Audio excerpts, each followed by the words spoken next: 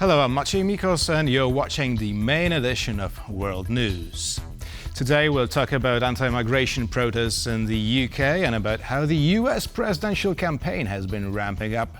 We also have an exclusive interview with the head of the UN Technology Bank for Least Developed Countries. But first, let's take a look at today's headlines. Russia has attempted to assassinate a key opposition figure. Tensions are rising in the Middle East as the US sends its fleet over to the volatile region. And Polish medal hopefuls are giving it their all at the 2024 Olympics in Paris. While the biggest prisoner swap between the wider West and Russia in decades was taking place, the Kremlin sent drones to kill one of the Russian opposition leaders, Ilya Ponomarev. The politician and a member of the Free Russia Legion talked about the attempt on his life in an interview with Delad for TVP World's Ukraine this week. TVP World broke the story about an assassination attempt on exiled former Russian politician Ilya Ponomarev 2 days ago. In a text message sent from hospital, Ponomarev revealed that he and his wife had been injured when their home was hit by suicide drones. Altogether, during 2 days, Wednesday and Thursday, my house was attacked with 4 drones. But 3 drones that came in on Wednesday, they all were shot down by anti-missile defenses. The closest drone had exploded 50 meters away from Ponomarev's house, and he and his wife had initially thought that the attack wasn't targeted at him. On Thursday, we had the 4th drone coming in, and for some reason still unknown, this drone was coming after the end of air defense alarm. And that's why nobody was shooting at it. And it went right into the house, and so it exploded 5 meters away from the wall of the house, and that you see the consequences right now on the picture. It was like pretty powerful explosion. Luckily, no one was killed in the attack, and the Ponomarev family is set to recover. Ponomarev has long been a thorn in the Kremlin's side. He was the only politician to vote against Russia's illegal annexation of Crimea in 2014 and was subsequently forced to flee to the US. He now lives in Ukraine, where he was granted citizenship in 2019. After Russia's full-scale invasion of 2022, Ponomarev joined the Free Russia Legion made up of political opponents of the Kremlin, former POWs and Russian defectors. The Legion has recently suspended its political activity and will now focus solely on its military purpose. The Legion, they decided just to suspend any type of political activities, and it was the initiative of Ukrainian military command. They were saying that the Legion is a military unit, and they kind of playing too much with politics. So they said, so there was Congress of People's Deputies, which is supposed to do political activities, and let them do political activities. But the fighters of the Legion, they have to fight and not to be part of any political games, which unfortunately many representatives of Russian opposition like to play. In January 2023, Moscow added Ponomarev to its list of terrorists and extremists, and early this year charged him with treason. Ponomarev has vowed to continue his fight against what he says is the Kremlin's corruption regime. Ukraine targeted a Russian military airfield in the Rostov region, among a number of other targets in the Russian-held territory, in an overnight drone attack. And joining us now live from Kiev with the details is our Ukraine correspondent, Oskar Terji. Hello, Os. So what can you tell us about the scale of this latest Ukrainian attack, and can you confirm the drowning of the Russian submarine in Sevastopol? Yeah, good evening. Yeah, it's been quite a spectacular series of attacks that happened last night, all confirmed by the General Staff, the Ukrainian military General Staff today. Now, it should be said we haven't had confirmation of this from the Russian side, but I will say what the General Staff are claiming. First, that they hit the Morozovsk airfield in the Rostov region, targeting an ammo depot, which has used the glide bombs that have been targeting the north of Ukraine relentlessly recently. Ukraine is trying to target those inside of Russia. They also claimed attacks against oil depots and ammunition warehouses across several regions, Rostov, Kursk and Belgorod. Now here, recently, within the last 2 or 3 hours, the Ukrainian General Staff claimed that they struck the Rostov-on-Don submarine. It's a Kilo-class submarine of the Black Sea Fleet in occupied Sevastopol. That's in Crimea. Now, there's been no confirmation of that from the Russian side, but they're not claiming to have damaged it. They are claiming to have sunk this submarine. This would be one of yet another really, really humiliating series of events for Russia in the Black Sea region. So despite the Russian progress on the battlefields, Ukraine strikes back. That was Oscar Taji reporting from Kyiv. Thank you so much, Oz. Russian pianist and anti-war activist Pavel Kushner died in a Russian detention after going on a dry hunger strike. The jailed activist went on strike to protest the ongoing invasion of Ukraine. He had been kept in a pre-trial detention center in Russia's Far East since May this year. The news of Kushner's death have come from several sources, including his longtime friend Olga Shkrenugova. Pasha Kushnir has passed away. Beautiful, wonderful Don Quixote, fighter until the last breath. I'd like to think that death is the privilege of good people. I want to think that you met your dad there and you are finally drinking tea with him under the shade of an oak tree. Only your body is in Birobidzhan, far away. Birobidzhan is where Pavel Kushner died on July 27th in pre-trial detention. He was arrested in May this year under the charges of encouraging others to perform terrorist acts. He was 39 years old. Many anti-war activists are arrested in Russia on a regular basis. More often than not, these charges are made up in order to silence dissidents. Thursday saw the release of more than 20 prisoners by Russia and Western countries, and the biggest prisoner exchange since the Cold War. In return for the release of US and German nationals by Russia, Moscow secured the release of Russian prisoners from the West. The operation involved prison officials in 7 countries, including Poland. The move, however, has come under fire from the Polish opposition. Poland assisted in the release of political prisoners held by Russia and Belarus by releasing a Russian spy detained in 2022, Pavel Rubstov.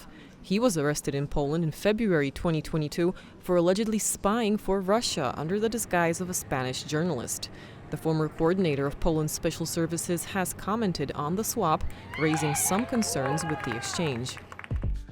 Our condition as part of the prisoner exchange was to hand Andrzej Poczobut over to Poland, sentenced in Belarus to 8 years in prison, and the Russian W, who had a Polish card and was sentenced to 12 years in a gulag for collaborating with the Polish services. Tusk's team gave the Russians their most valuable agent in return without getting anything: disgrace. Poland did not get anyone in return in the prisoner swap. Many had been waiting for Andrzej Poczobut, a Belarusian and Polish journalist and Polish minority activist in Belarus, who was detained in March 2021 along with several colleagues, including the head of the Union of Poles in Belarus, Angelika Borys. The Polish Foreign Minister Radosław Sikorski has assured, however, that efforts to free Poczobut are still underway. I would like to assure you that efforts to release other political prisoners, including Belarusian political prisoners like Andrzej Poczobut, are proceeding, but along different avenues. He remains in my thoughts. This shows exactly why these prisoner swaps are such a difficult task for the West, because Russia has all the leverage, essentially. And that's in part why I think this became such a complex exchange. Because to get anyone that we wanted, that the West wanted out, we had to include all these people like this Russian spy in Poland, Pablo Gonzalez, so-called Pablo Gonzalez. And so, again, I think that underscores just how difficult these are. And I think Poland is absolutely right that they did give up a Russian spy. The prisoner exchange between the West and Russia also included Russian oppositionist Vladimir Kara-Murza and Paul Whelan, a former U.S. Marine, as well as Wall Street Journal journalist Evan Gershkovich. And we're moving on to the Middle East now. As Iran has vowed to take revenge on Israel for Hamas chief Ismail Haniyeh's killing at, to quote, the appropriate time, place and manner, the entire region is in turmoil in fear of exactly such a response. And we're now going live to our correspondent in Tel Aviv, Diana Skaya, for the latest update. Good evening, Diana. Flights to Lebanon have been cancelled, and Iran keeps threatening Israel. So what does the situation look like in Israel from the Israeli perspective itself? Well, Maciek, I want you to see if you can take a listen behind me. I mean, we're in Tel Aviv. It's Saturday night. People here are actually out on the street partying. The cafes, the restaurants are full. And yet everyone knows that there is an imminent threat to Israel because the Israeli government has said that there may be a potential attack. Now, what we do know now, at least what Israeli media is portraying, is that this attack may happen on the next Jewish holiday of Tish B'Av, which is going to be on the 13th of August, which is then when they think that's going to an attack by Iran or by its proxies, such as Syria, Iraq, and of course Hezbollah might take place. Now, what we do know, of course, what Israel has been doing since that killing of Haniya, who, by the way, it has still not confirmed nor denied its involvement in Ismail Haniya's assassination. However, throughout the day, also beginning of last night, the Israeli Defense Forces have been targeting Syrian airport, eliminating many targets also in southern Lebanon, weapon depots, Hezbollah, missiles, any threat that they could see. So really a lot of action there. There was also more cross-border clashes as what's going on, but it's a regular Saturday night here in Israel. In back of me, people are partying, walking through, and even though a siren would go on, people would just run in for shelter. Maciek? It was Diana Skyer reporting from Tel Aviv. Thank you so much, Diana. Of course, stay safe. The United States is sending an aircraft carrier and other warships to the Middle East. The move is seen as a preparation for a potential Iranian retaliation against Israel after an airstrike killed a senior Hamas leader in Tehran earlier this week. Tensions in the Middle East are brewing once again with double the intensity. Apart from these massive aircraft carriers, the U.S. is also sending additional warships and a fighter squadron to the region due to the recent threats made by Iran. We can't just assume that we are also potentially going to be victims of that kind of an attack, so we've got to make sure we've got the right resources and capabilities in the region. Iranian authorities announced their intention to exact revenge on Israel after the killing of Ismail Haniyeh, one of the top leaders of the Hamas terrorist group. Haniyeh was buried in Qatar on Friday. Thousands of Muslims held prayers for him around the world, including in Turkey, Indonesia, Pakistan, and Yemen. Apart from the ongoing war in Gaza, Israel is also exchanging fire with radical militant groups in Yemen and Lebanon. But Iran openly joining the fight would change everything. Iran announced that it will not act only by itself, but with the help of the axis of resistance. So Israel will be confronted with multiple fronts, and I don't think any possibility that Israel will be able to react in a calculated way. So far, there is no telling what Iran means by its swift retaliation. World leaders, including from the United States, are calling for restraint as they wish to avoid further escalation in the region. Anti-migration protests are taking place across the UK following the mass stabbing in Southport, which left 3 children dead and several others wounded. On Friday evening, violence erupted in Liverpool and Sunderland, where far-right protesters started several fires and clashed with the police. 8 people have been detained. My country! Let's have it! Protesters gathered near the Sunderland Mosque shouting anti-Islam chants and anti-immigration slogans on Friday evening. Beer cans and bricks were thrown at riot police and cars were set on fire. 3 police officers were hospitalized. Less violent protests took place in Liverpool and several other cities. Immediately after the attack in Southport, far-right activists and outlets spread claims alleging that the attacker was a migrant. Several violent anti-immigration protests have taken place since then, leading to a widespread backlash. Southport residents were vocal in their criticism of the violence that erupted in the immediate aftermath of the killings. This is an organised, gang of people who've come down just purely to cause hate and just anger. And the entire community that actually live in Southport are so angry and frustrated because it's kind of like, it's not about this, it's about what happened to these kids, which is devastating. They think he's a Muslim or something, but they're getting 2 and 2 and getting 6, which is totally wrong. It's just hijacked by evil. I can't describe it any other way. Axel Ruda Cubana, who turns 18 in 3 days, was identified after a judge decided not to conceal his identity in order to put an end to speculations. He has been charged with 3 counts of murder and 10 of attempted murder. The presidential race in the U.S. is gaining pace. Republican candidate Donald Trump and his running mate, J.D. Vance, are to hold a campaign rally in Atlanta in the battleground state of Georgia today. This event comes just days after Vice President Kamala Harris rallied thousands in the very same basketball arena at Georgia State University in Atlanta. Donald Trump and his running mate are campaigning in the same Atlanta arena where Kamala Harris held an event this week. It was in Atlanta that Harris had sent the following message to Trump. I do hope you'll reconsider to meet me on the debate stage, because as the saying goes, if you got something to say,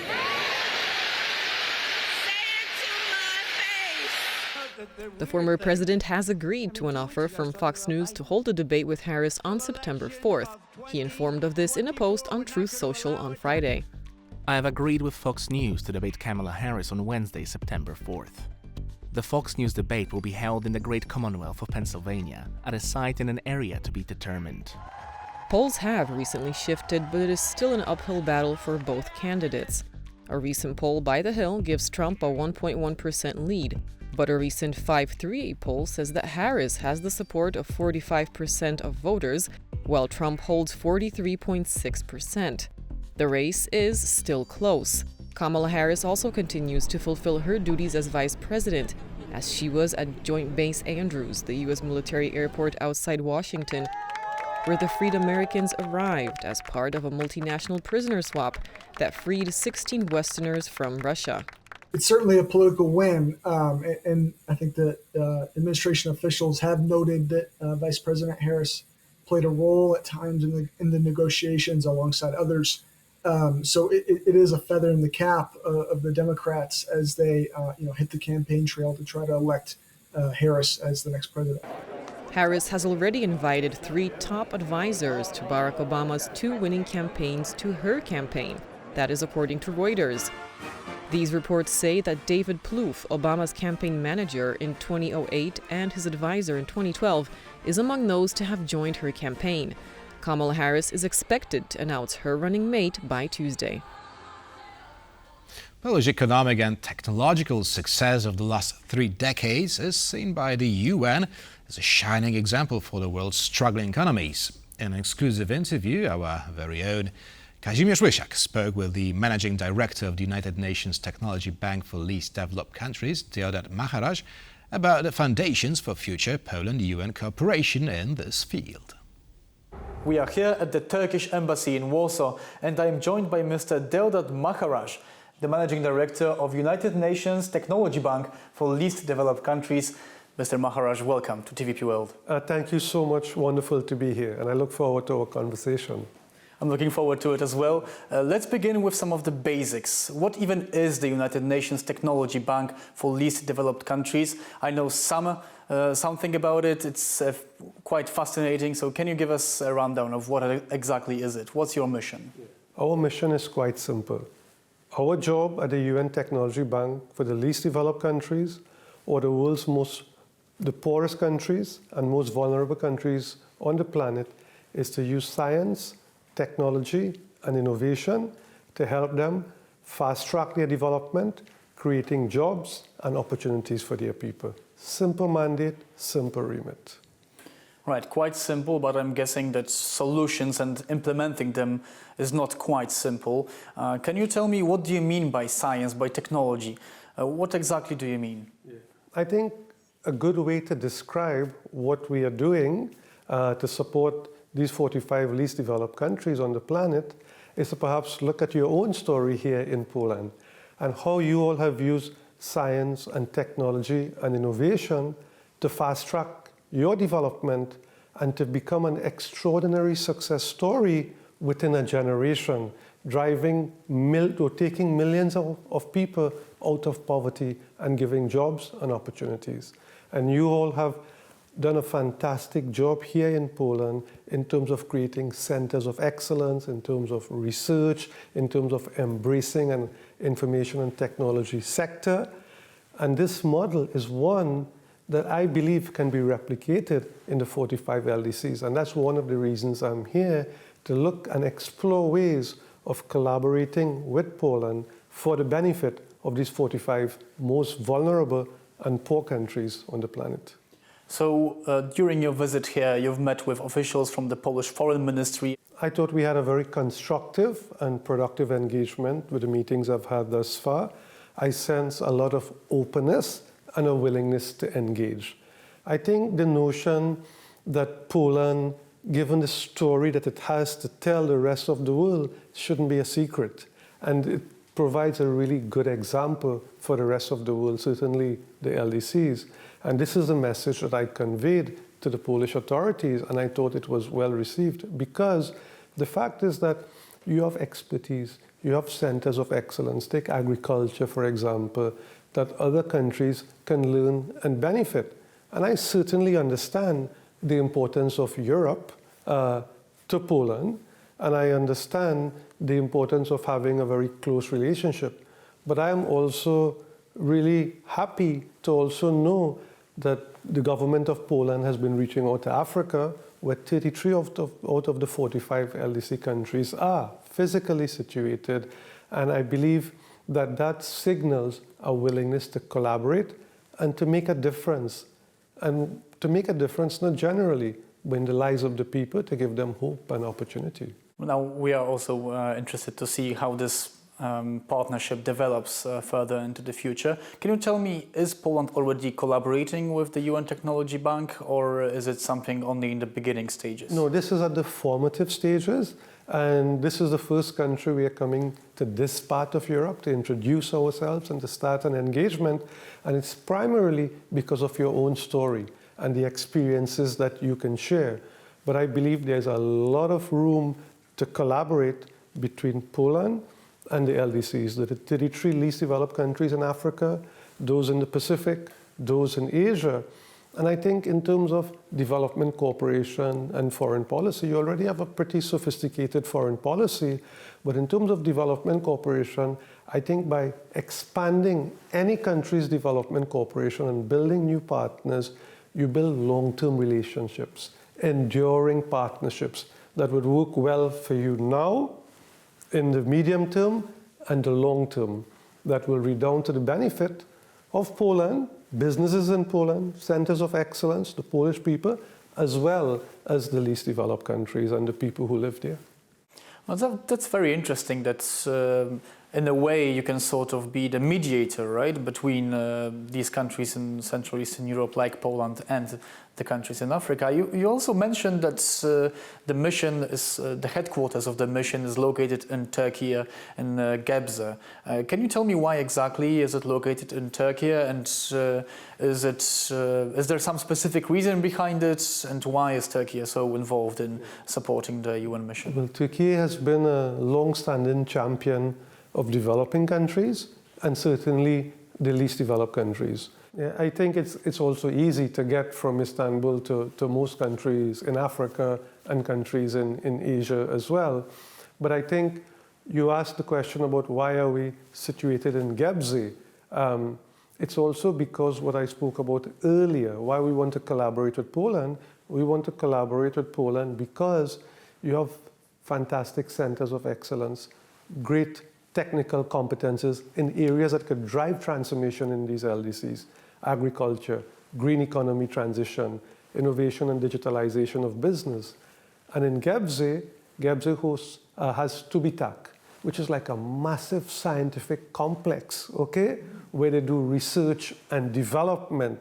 So we can leverage the expertise, right, that's available there to also support the work that we are doing. I want to also ask you, because I know you've been the executive director of the Caribbean Exports Development Agency, so you've worked in the Caribbean and all these other oceanic countries. You also said that the shared experience of the climate emergency has created another commonality between Africa and Caribbean. So I wanted to ask you, how is climate affecting least developed countries and your work in particular? The big issue in Africa and LDCs generally is this climate is not a crisis, it's an emergency. Today, you asked, I like when you asked earlier about concrete and specific examples. So take, for example, my region, the Caribbean or Poland. On the scale of things, you all may think that you're a small country. I think Poland is a massive country. In the Caribbean, you have populations of 100,000, 80,000, the Pacific, 500,000, 1 million people. But take, for example, agriculture. Just imagine lettuce cultivation. We normally think about lettuce you plant it on the ground. In the Caribbean, in Lesotho, places like Malawi, Botswana, smaller countries in terms of population, we need to leverage technology to do vertical farming. So imagine taking PVC pipes, using hydroponics technology, and planting lettuce like in a skyscraper. So you reimagine how you use land, right? You don't use this way, you go up, right? And a country like Poland can certainly support, given the centers of excellence and the technical competence in an area like this. So the climate crisis requires us to rethink fundamentally how we do development and how we work in countries like the LDCs, but including a country like Poland. So whether it has to do with agriculture, whether it has to do with rainfall, it has to do with sea level rise, it's something that we have to deal with now. And science and technology and innovation, they represent our allies in this fight to deal with the climate crisis. So one thing that you mentioned is very quickly, you mentioned the war in Ukraine and the fact how Poland is not turning away from the war in Ukraine. Now, there was a lot of talk about it a year ago. Now this topic is a little quieter, but it's the topic of grain and grain coming from Ukraine to these countries in Africa. Can you tell me how much the war in Ukraine has affected these least developed countries in Africa? Is it really true that they suffered because of the lack of grain and wheat products going to Africa from Ukraine? I think a better way to respond is to talk about my own experience, which I know. So we are in the Caribbean, we are a long way from Europe. You know, it's a long flight and it's quite expensive to get there as well. And food prices went up, I think, between 20 to 25% because of that conflict and as a consequence as well of global supply chain disruptions. Conflict in Africa as well has driven up the cost of doing business, and food resilience and food security is a big issue. But the question for us to answer is that how do we learn from that experience, okay, so that we could build more resilient food production or agricultural systems? How do we use the technology and the innovations that you have here in Poland to help farmers in LDCs transition to become business people whilst being farmers? I learned today that your MSME sector, your medium, small, and micro entrepreneurs represents a massive part of your economy. But there are few places you go here in Warsaw where you need to pay with cash, okay? And that shows the progress that you have made. How can we leverage that experience and that expertise and those technical skills to replicate something like this in a country like Lesotho or Malawi? I think there's so much we can learn from Poland, so much more we can do. And I think this experience that your country has, I mean, we certainly can benefit, the world can benefit, and LDCs in particular, from that experience. So we are keen, really, really keen to find ways of practical and concrete collaboration. And why? To make a difference in the lives of people. It's really amazing. And you're saying about concrete agreements. Were there any agreements made today between the UN Technology Bank and Poland, or are you still waiting for these agreements to be made? So these are initial meetings. We put some ideas and some thoughts on the table, and they were, I thought, well received, and we'll be working on them in the days and weeks ahead. But I believe personally, not in transactional partnerships and relationships, but enduring ones. So I'll be back here in Warsaw, and I hope I get a chance to speak with you again. I hope I'll get the chance as well. Thank you very much for speaking with us today. My pleasure. Thank you so very much. Mine and your guest was Mr. Delad Maharaj, the Managing Director of the United Nations Technology Bank for Least Developed Countries. My name is Kazimierz Łysiak, and you're watching TVP World. And that's all in today's World News main edition. Thank you for watching and stay with us for much more here on TVP World.